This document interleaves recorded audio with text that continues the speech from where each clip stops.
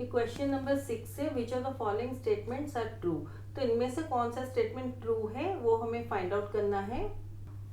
तो ये first statement है 0.6 to the power 8 divided by 0.6 to the power 7 equal to 0.6 का स्क्वायर।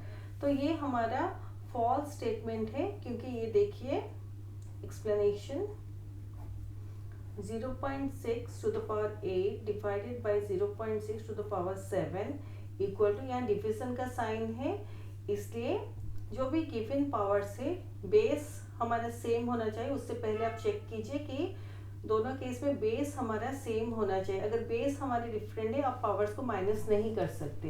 तो यहाँ बेस सेम है 0.6, डिविजन का साइन है, तो पावर्स को हम लोग माइनस करें तो 8 minus 7 implies 0.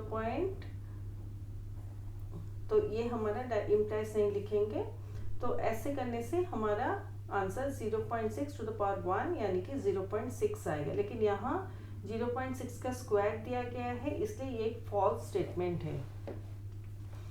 12/13 to the power 6 divided by 12/13 to the power 3 equal to 12/13 to the power 3, ये हमारा ट्रू स्टेटमेंट है। इसका एक्सप्लेनेशन देखिए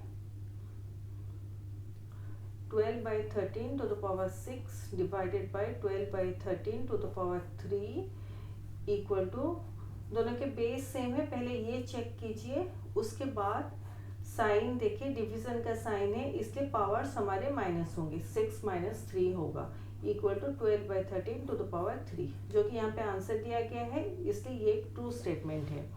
the reciprocal of 7/5 to the power 12 is 5/7 to the power 12।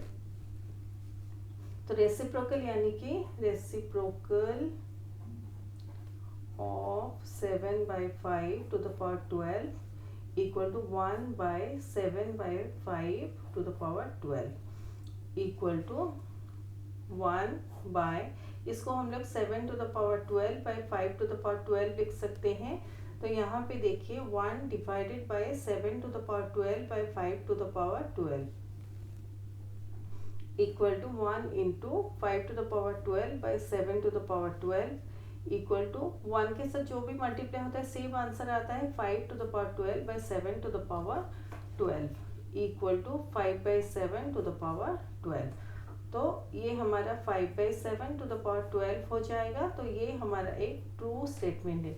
आपको ये एक्सप्लेनेशन सारा लिखना नहीं है, मैं ओनली समझाने के लिए आपको दिखा रही हूँ। आपको कॉपी में ओनली ये स्टेटमेंट और ट्रू या फॉल्स है वही आंसर लिखना है। ये नेक्स्ट है 5 + 5 to the power 5 equal to 5 to the power 5 + 5 to the power 5। तो ऐसा कभी नहीं होता, अगर ऐसे ब्रैकेट में है तो ये हो जाएगा 10, 5 + 5 10 टू द पावर 5। तो ऐसा कभी नहीं होता, तो ये हमारा एक फॉल्स स्टेटमेंट है। तो इसका जो भी आंसर आएगा वो डिफरेंट होगा। तो ऐसे इसका आंसर आएगा, लेकिन इसको सॉल्व करने से आपको 10 टू द पावर 5 मिलेगा। इसका आंसर मैं ओनली फॉर एक्सप्लेनेशन आपको बताए। तो ये हमारा एक फॉल्स स्टेटमेंट है।